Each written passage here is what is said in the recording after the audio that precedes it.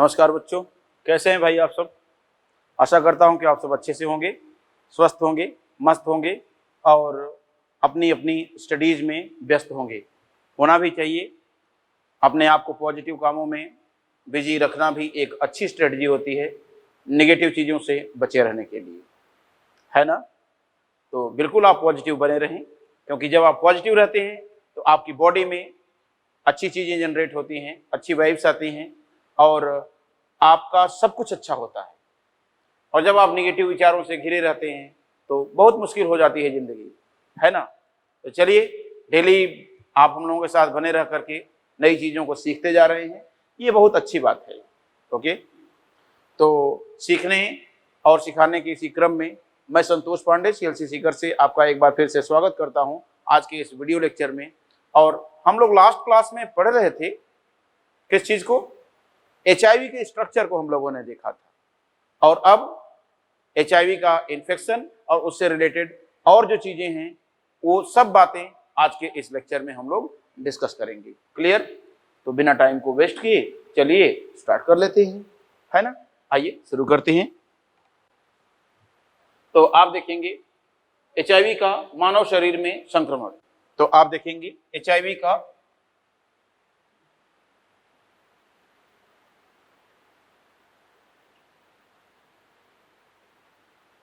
मानव में संक्रमण।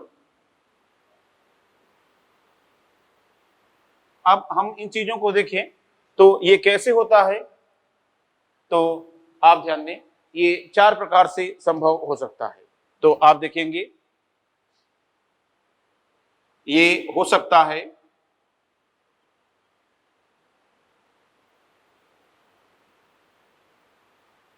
कैसे,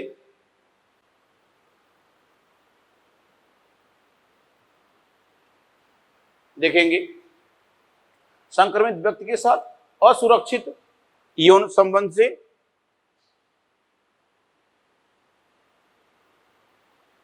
संक्रमित व्यक्ति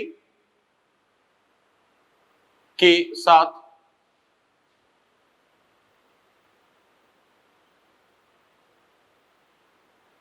असुरक्षित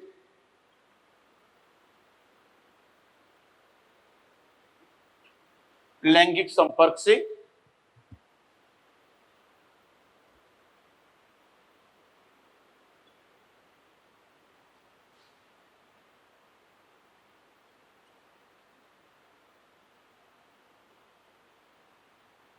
लगभग 80% मामले इसी के द्वारा होते हैं। तो आप देखेंगे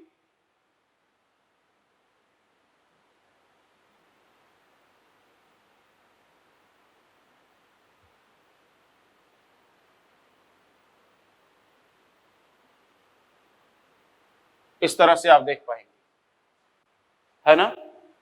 फिर इसी के साथ साथ यहां पर आप देखेंगे दूसरी कंडीशन हम लोग देखें तो एक और बात आ जाती है कि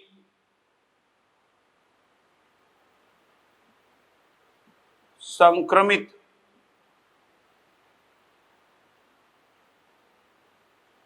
रुधिर के आधान से, संक्रमित ब्लड के ट्रांसफ्यूजन से, संक्रमित ब्लड के ट्रांसफ्यूजन से अगर हम बात करें तो इन्फेक्टेड ब्लड का अगर ट्रांसफ्यूजन होगा तो उसके द्वारा, तो आप देखेंगे इससे लगभग 8 to 10% केसेस इस विधि से आ जाते हैं। और इसी के साथ साथ आप देखेंगे एक और चीज, तो आप देखेंगे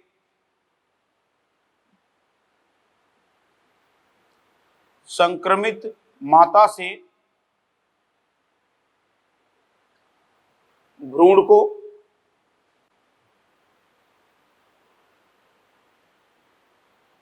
आप देखिए, संक्रमित माता से अगर हम बात करें भ्रूण को, तो यहां पर इसको हम लोग देखें क्या कहानी बन रही है। तो ये हो जाएगा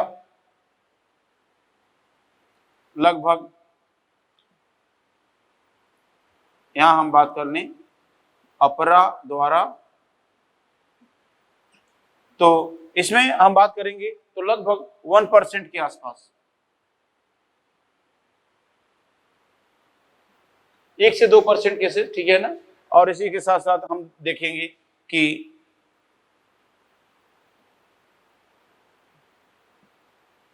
संक्रमित सुई या सिरिंज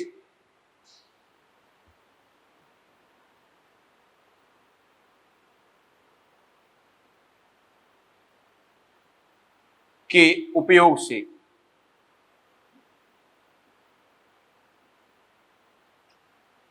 ये भी आप देखिए 2 से 3% मामले इस विधि द्वारा भी होते हैं। तो अप्रॉक्स डेटा है, कितना परसेंट किससे हो रहा है ये अप्रॉक्स है, इस पर बहुत स्ट्रिक्ट जाने की आवश्यकता आपको नहीं है, लेकिन ये इतनी विधियों द्वारा संक्रमण हो सकता है ये आपको पता होना चाहिए। अब जरा देखिए कि अगर ये डेटा आपके पास है तो इससे एक बात स्पष्ट हो जाती है कि किस किस व्यक्ति में HIV संक्रमण की संभावना अधिक होगी। आइए देखते हैं। तो आप कहेंगे कि अतः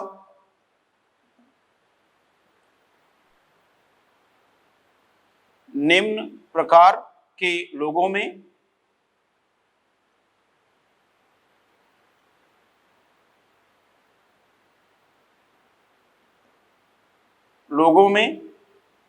HIV संक्रमण की संभावना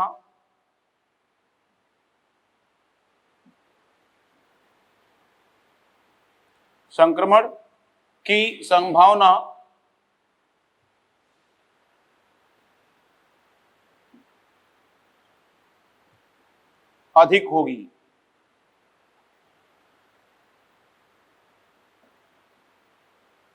आइए देख लेते हैं किसमें किसमें इस संक्रमण की संभावना अधिक होगी। तो आप देखिए नंबर 1 तो वो हो जाएगा बच्चों जिसका कई व्यक्तियों से सेक्सुअल रिलेशनशिप होता है या लैंगिक रिश्ते होते हैं।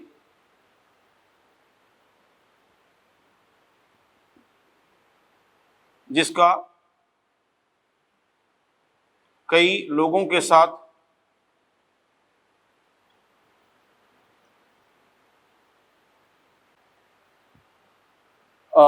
लैंगिक संपर्क या यौन संबंध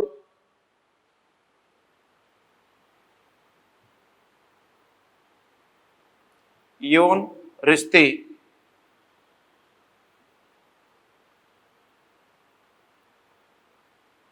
होते हैं।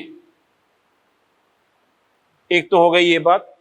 दूसरे नंबर पर हम लोग देखें, आप देखिए वे व्यक्ति जो ऐसे रोगों से ग्रस्त होते हैं, ध्यान दें, ऐसे रोगों से ग्रस्त व्यक्ति जिसमें बार बार रुधिर आधान की आवश्यकता होती है, अर्थात ऐसे रोगों से ग्रस्त लोग जिन्हें बार बार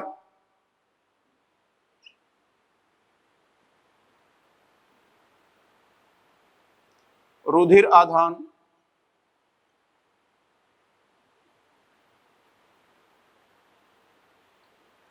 की आवश्यकता होती है।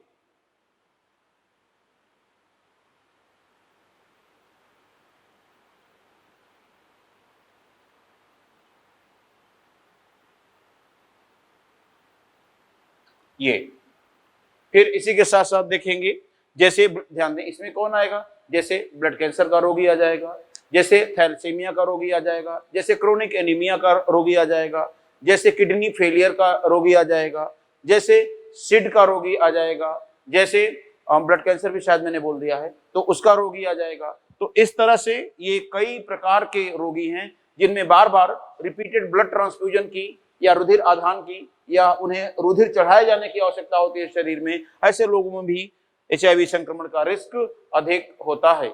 और फिर इसी के साथ साथ आप देखेंगे तीसरे नंबर पर ध्यान दें, संक्रमित माता से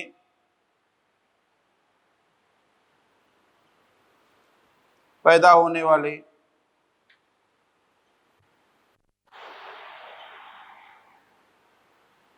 शिशु को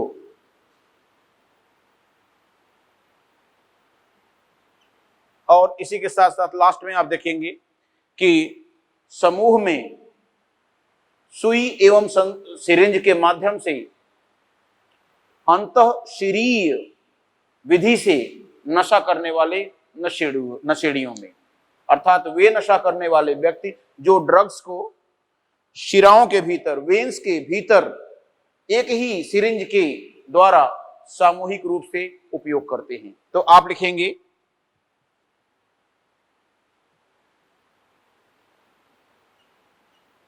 सामूहिक रूप से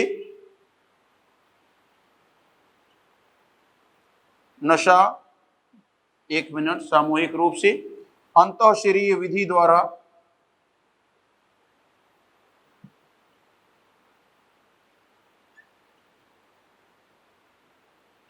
विधि से नशा करने वाले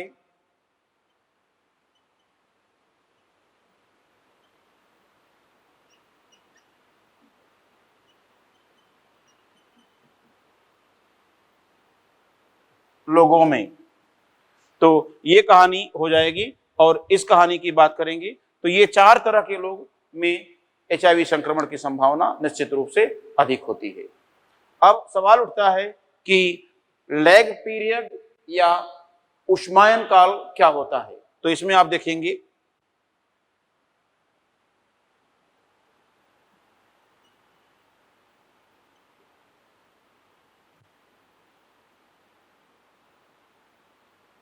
उष्मायन काल अर्थात इंक्यूबेशन पीरियड, और यहां पर आपको ये देखना होगा, इसी को कहते हैं लैग पीरियड, अर्थात ये किसको कहा जाएगा। तो इसके लिए डेफिनेशन हो जाएगी कि संक्रमण एवं रोग के लक्षण उत्पन्न होने के बीच की अवधि।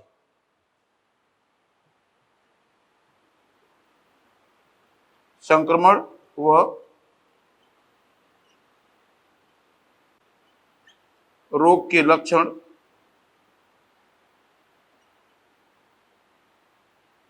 उत्पन्न होने के बीच की अवधि।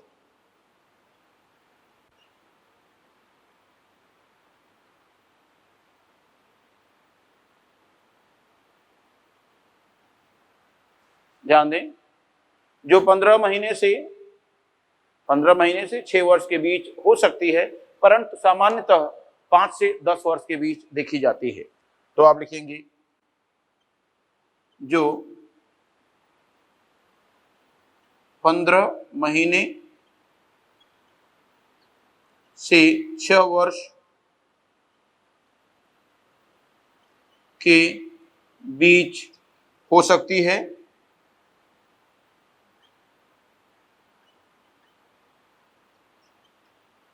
परंतु सामान्यतः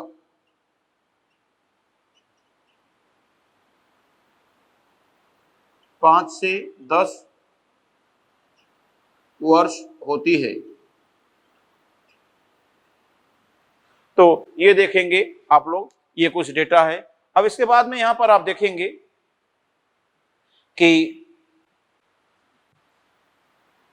यहां पर जो आपने संक्रमण की विधि देखा था, संक्रमण की विधि में आप चाहें तो एक बात और नोट करके आप यहां पर ऐड कर सकते हैं।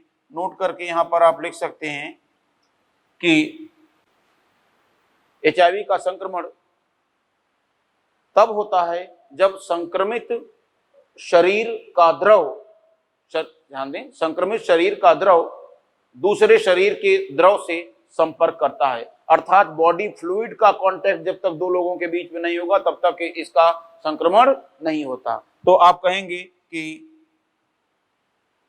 अतः यह संक्रमण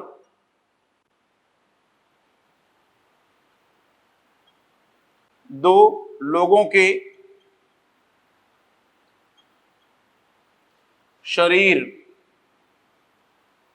द्रवों का संपर्क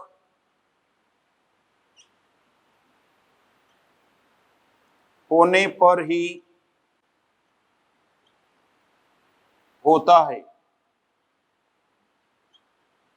इस तरह से भी आप कहानी इसको जानते रहें। तो ये चीज इसीलिए क्वेश्चन पूछता है ना कि एड्स के रोगी को अगर आप गले लगाते हैं या ड्राई किसिंग के माध्यम से एड्स का जो संक्रमण होता है, एचआईवी का संक्रमण होता है, वो एक से दूसरे व्यक्ति तक पॉसिबल नहीं है। साथ में खाना खाने से एक दूसरे के बीच संक्रमण फैलने की जो संभावना होती है वो नहीं होती है। अब इसके बाद में हम लोग देखेंगे कुछ और चीजों को, समझ रहे हैं ना, आइए उन्हें देख लेते हैं।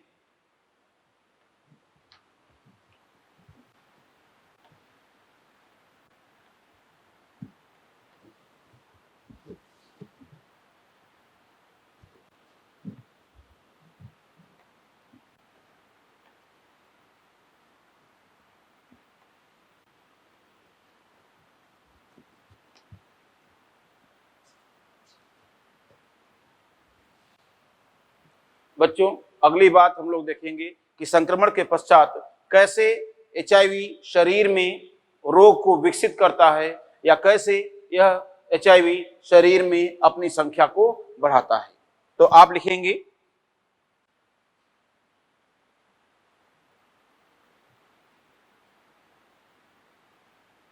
औषध शरीर में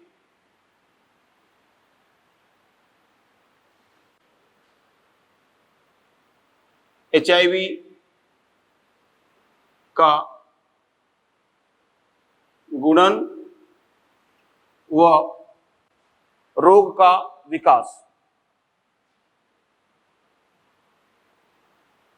रोग को विकसित करना।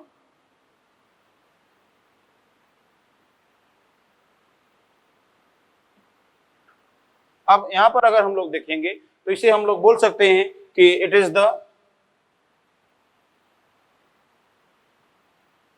multiplication of HIV in host and pathogenesis।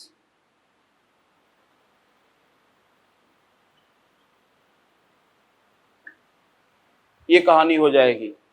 तो यहां पर आप देखेंगे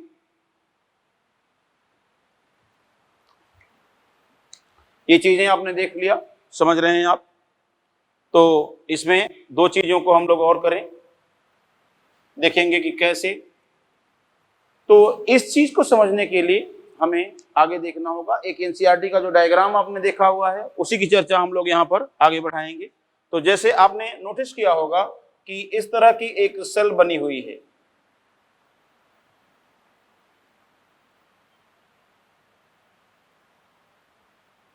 एनसीईआरटी में इस तरह की एक सेल बनी हुई है और इस सेल पर एक इस तरह का वायरस आता हुआ दिखाया गया है।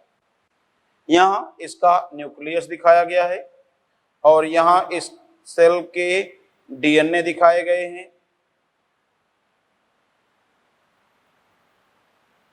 इस तरह से, और यहाँ पर यह दिखाया गया है कि जब एक रेट्रोवायरस, अर्थात यहाँ पर मैं डायग्राम पहले बना लेता हूं फिर आपको डिफरेंट स्टेप दिखा देता हूं।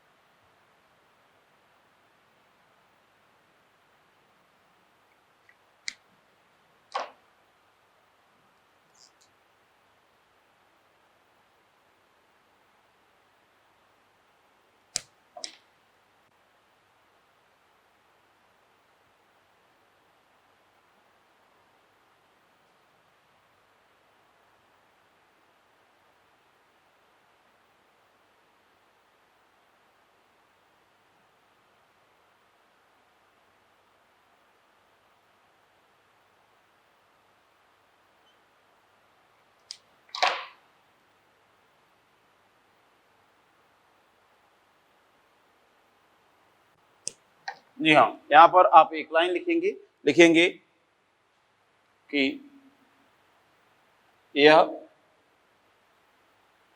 निम्न चरणों में संपन्न होता है।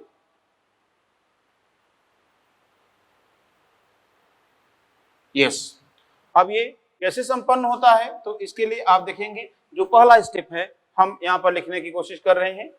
फर्स्ट स्टेप यहाँ पर आप लिखेंगे कि रेट्रोवायरस का पोषक कोशिका पर जुड़ना।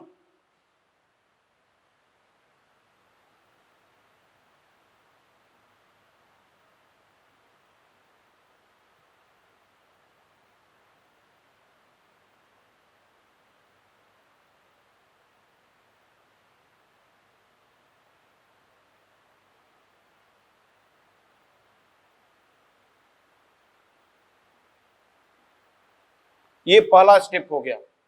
और दूसरा स्टेप आप देखिए, क्या दूसरा स्टेप यहां मैं लिख रहा हूं कि ये देखिए, सेकेंड स्टेप लिख रहा हूं कि HIV के RNA का पोषक कोशिका में प्रवेश।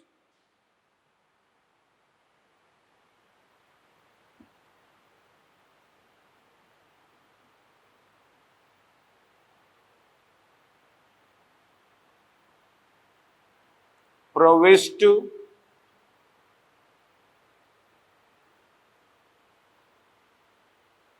होना, ये हो गया। अब इसी के साथ साथ यहां पर हम लोग देखेंगे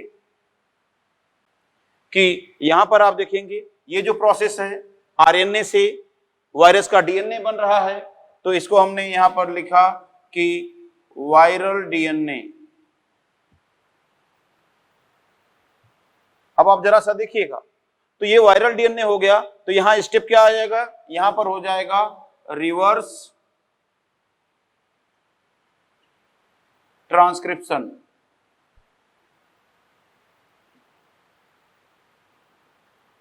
अर्थात पश्चगामी लिप्यंतरण।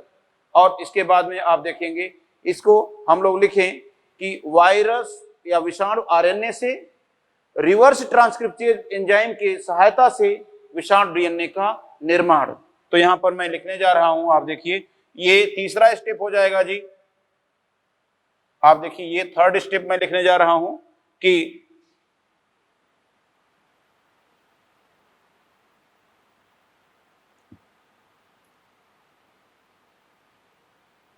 रिवर्स ट्रांसक्रिप्टेज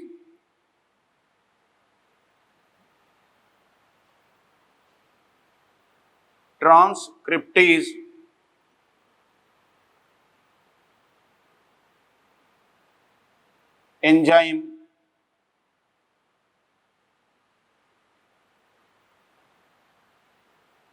की सहायता से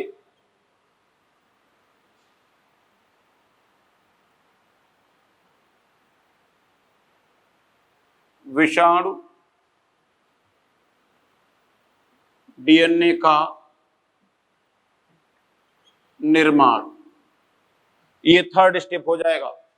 अब फोर्थ स्टेप यहां पर देखेंगे, यहां दिखाने की कोशिश कर रहा हूं, ये देखिए फोर्थ स्टेप हो जाएगा क्या, विषाणु DNA का पोषक कोशिका के DNA से या पोषक DNA से जुड़ जाना।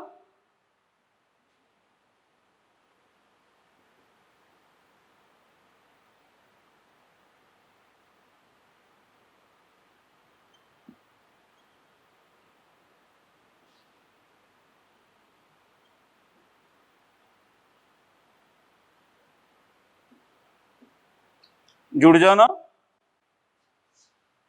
और इसके बाद में आप देखेंगे ये यहां पर अगला स्टेप मैं लिखने जा रहा हूं, जो इस एरो के द्वारा दिखाया गया है। आप यहां पर देखिए, इस ब्लू एरो के द्वारा एक पॉइंट दिखाया गया है। इस ब्लू एरो की बात को हम लोग लिखेंगे क्या, यहां पर आप देखेंगे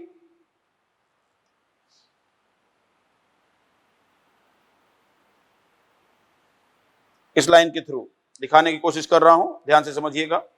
ब्लू लाइन के थ्रू आप कहेंगे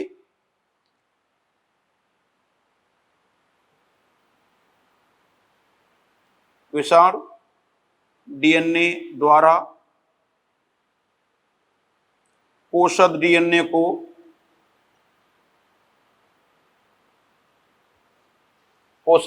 को क्या करता है, ये जो वायरस का डीएनए है होस्ट डीएनए से जुड़ा, और जुड़ करके इस होस्ट डीएनए को कहेगा कि अब तुम वो बनाओ जिससे कि वायरस का गुणन होगा, अर्थात वायरस के आरएनए का और वायरस के कैप्सिड निर्माण के लिए प्रोटीन को बनाओ तुम।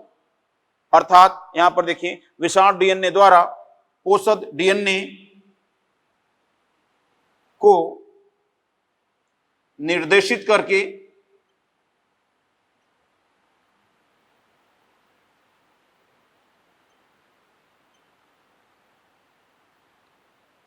जी हां, आप ध्यान दें, निर्देशित करके देखिए किसका निर्माण करवाना, तो आप कहेंगे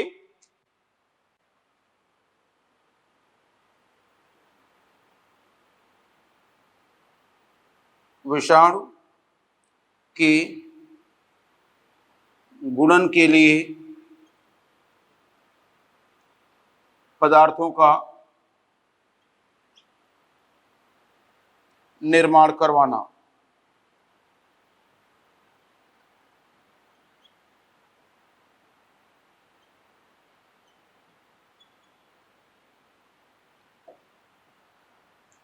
इस तरह से यहां पर आप देख पाएंगे गुणन के लिए पदार्थों का निर्माण करवाना। यहां पर आप देख पाएंगे एक चीज और, जो क्या है, जो हैं कौन कौन से पदार्थ हैं, तो आप कहेंगे यहां पर देखिए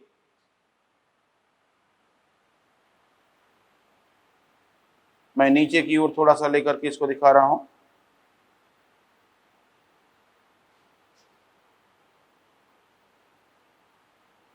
वायरल प्रोटीन एक तो ये हो जाएगा, और दूसरा क्या हो जाएगा आप देखेंगे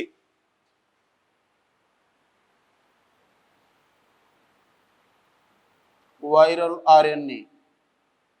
इस तरह से आप देखेंगे वायरल प्रोटीन हो जाएगी और वायरल आरएनए हो जाएंगे, ये बन जाएंगे। अब इसके बाद में आप देखिए कि ये हो गया कौन सा स्टेप, ये हो गया 5th स्टेप,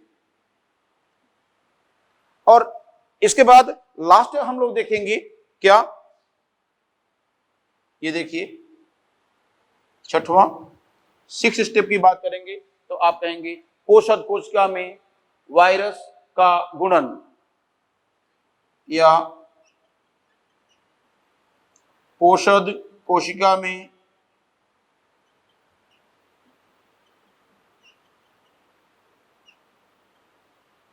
विषाणु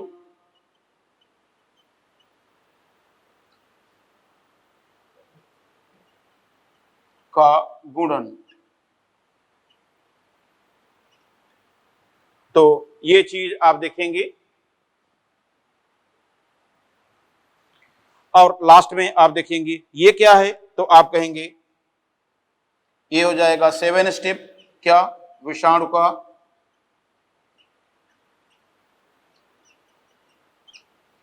पोषक कोशिका से बाहर आना।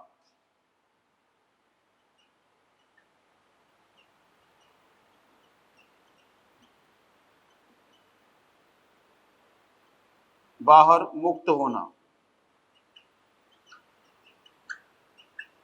बच्चों ये 7 स्टेप हैं, इन 7 चरणों के द्वारा ये गुणन होता है पोषक कोशिका में। अब इतना आप कर लेंगे जब, तो इसके बाद में नोट करके 1-2 पॉइंट हमें और लिखना होगा, उसके बाद हम चीजों को आगे बढ़ाएंगे, ठीक है ना। तो चलिए आपने ये कर लिया होगा उम्मीद है, ठीक है, और इसके आगे हम लोग नोट करके 2-3 बातों को और लिखेंगे, फिर इसके बाद में आगे चीजों को बढ़ाएंगे।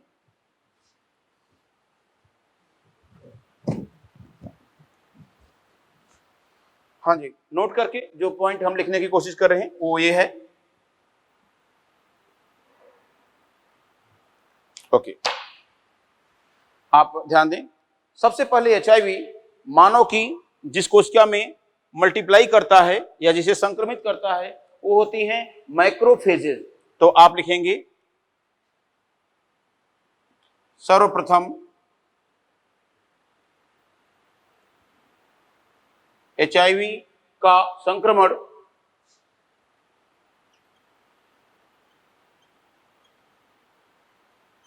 वह गुणन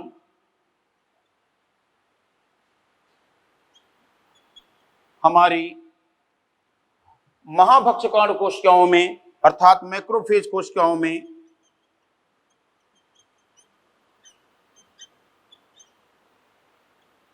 होता है।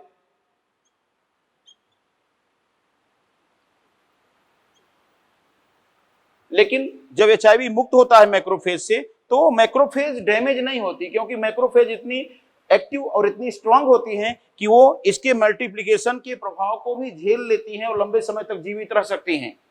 तो आप लिखेंगे सेल्स में होता है जो जीवित रहते हुए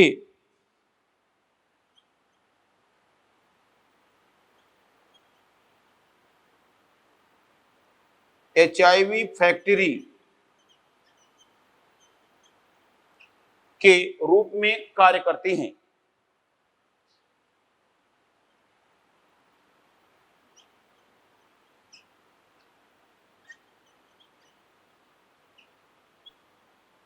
ये कहानी हो जाती है, समझ रहे हैं ना, एचआईवी फैक्ट्री के रूप में ये कार्य करती हैं।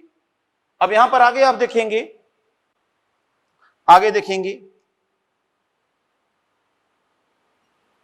इसके साथ ही एचआईवी हेल्पर टी या सहायक टी कोशिकाओं, एचआईवी का संक्रमण वह संक्रमण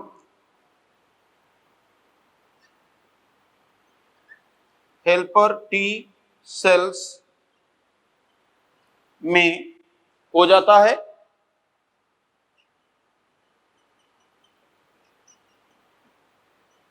जहां यह गुणन करते हुए इन कोशिकाओं को तेजी से नष्ट करता है। यह गुणन करते हुए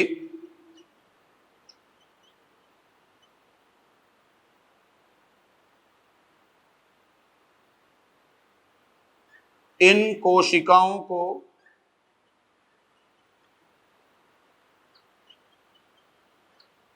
नष्ट करता है।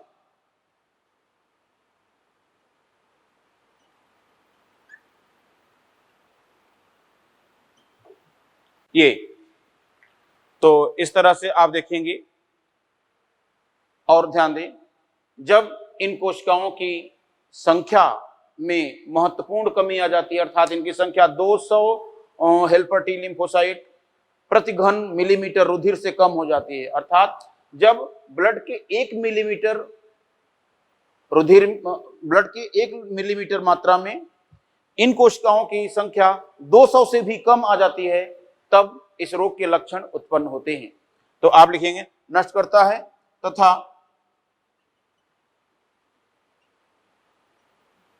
इनकी संख्या में गंभीर कमी, इनकी संख्या में गंभीर कमी अर्थात 200 पर क्यूबिक mm ब्लड, ध्यान दें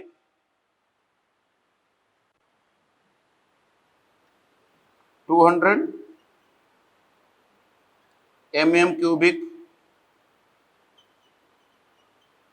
ब्लड उत्पन्न करके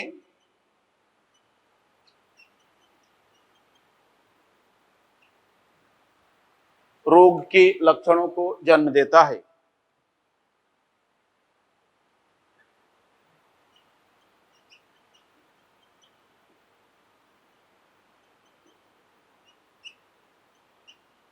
जन्म देता है।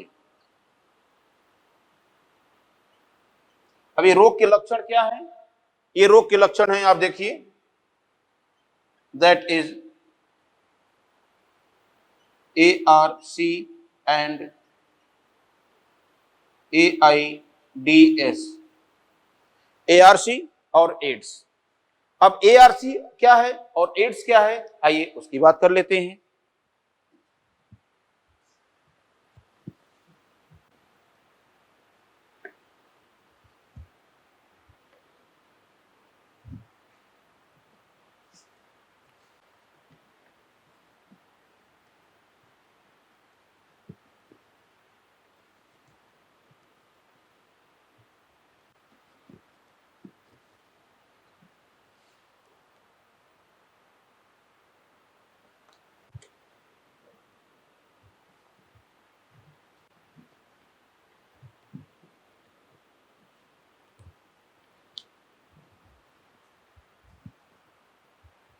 जी हाँ, यहां पर आप बात करेंगे, सवाल उठता है कि इसमें देखेंगे ARC क्या है, आइए उसकी चर्चा करते हैं।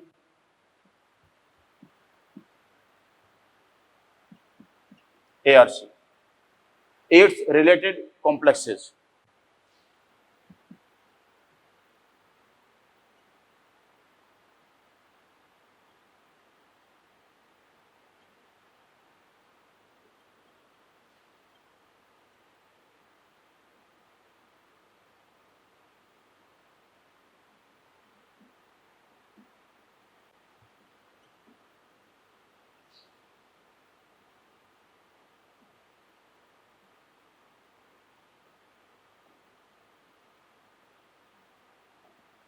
एड्स से संबंधित जटिलताएं।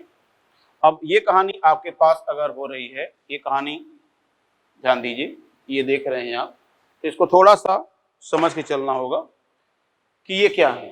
तो आप लिखेंगे ये HIV संक्रमण के कारण उत्पन्न होने वाले एड्स के आरंभिक लक्षण हैं। उत्पन्न एड्स के आरंभिक लक्षण हैं।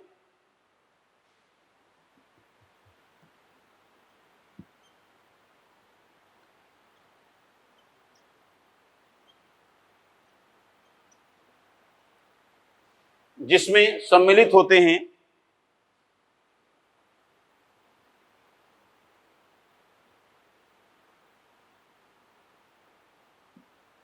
जिसमें शामिल हैं, देखिए कि अब इस ARC में क्या क्या शामिल हैं, तो इसको हम देखेंगे।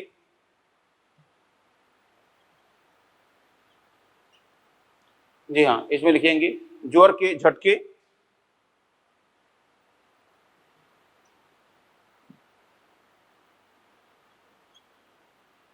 या बार बार ज्वर आना,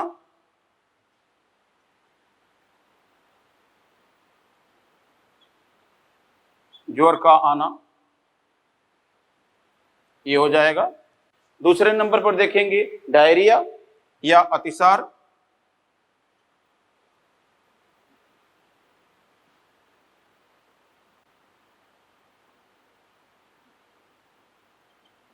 और तीसरे नंबर पर होगा शरीर के भार में कमी।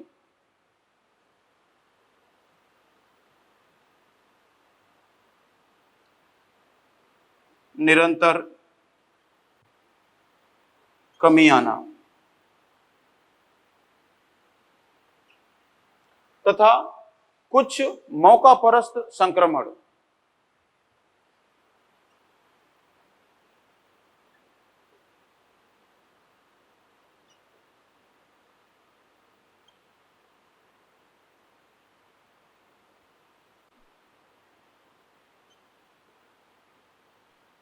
कुछ मौकापरस्त संक्रमण, जैसे ध्यान दें, कुछ मैंने कहा है, कई नहीं बल्कि कुछ, लिमिटेड। तो आप देखेंगे कुछ मौकापरस्त संक्रमण, जैसे टॉक्सोप्लाज्मोसिस व कैंडिडिएसिस। अब ये दोनों आपके लेवल से ऊपर की चीजें हैं, लेकिन आप इन चीजों को आसानी से समझ सकते हैं। आपके मन में एक बात आएगी कि टॉक्सोप्लाज्मोसिस क्या है, तो आप लिखेंगे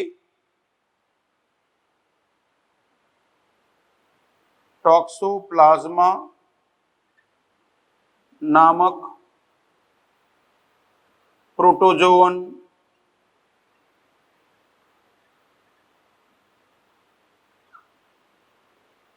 का संक्रमण।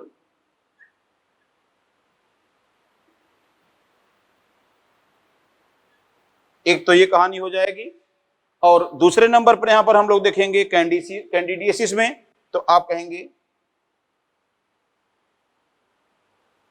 कैंडिडा नामक कवक का संक्रमण।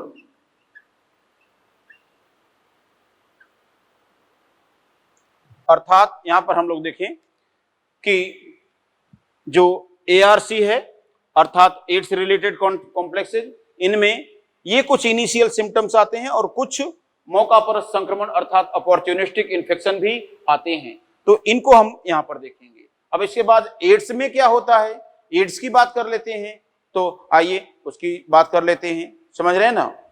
जी हाँ, एड्स की बात करेंगे तो एक्वायर्ड इम्यूनोडेफिशिएंसी सिंड्रोम हो जाएगा, या अर्जित प्रतिरक्षा न्यूनता संलक्षण। तो ये क्या है, तो आप लिखेंगे यह HIV संक्रमण की एक की पश्च अवस्था है, या कह लीजिए लेट स्टेज है,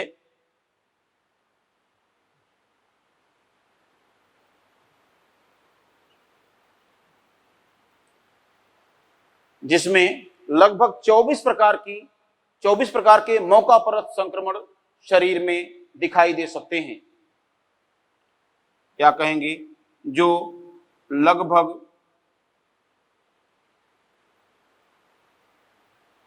24 प्रकार के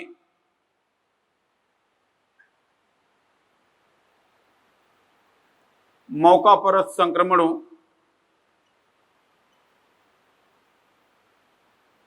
अब मौका परस्त का अर्थ यहां पर हो जाएगा, आप देखेंगे मौका परस्त संक्रमणों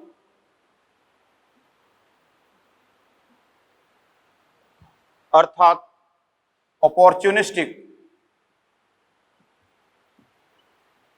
अपॉर्चुनिस्टिक इन्फेक्शंस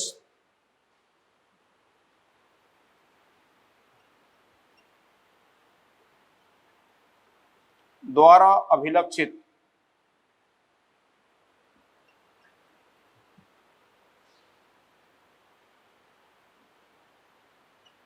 होता है, जैसे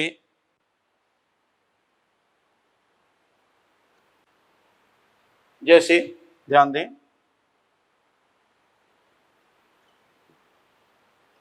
इन्फेक्शन ऑफ माइकोबैक्टीरियम,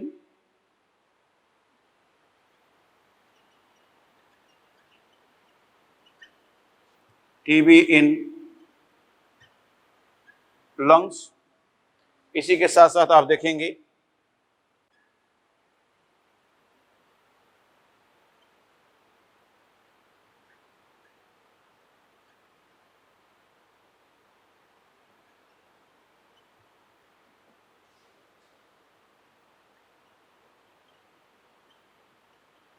ध्यान दें न्यूमोसिस्टिस कैरिनी न्यूमोनिया, यह एक पैथोजन है, न्यूमोसिस्टिस कैरिनी न्यूमोनिया, जिसे शॉर्ट में कहते हैं PCP। और इसी के साथ साथ एक और है कैपोसीज सार्कोमा।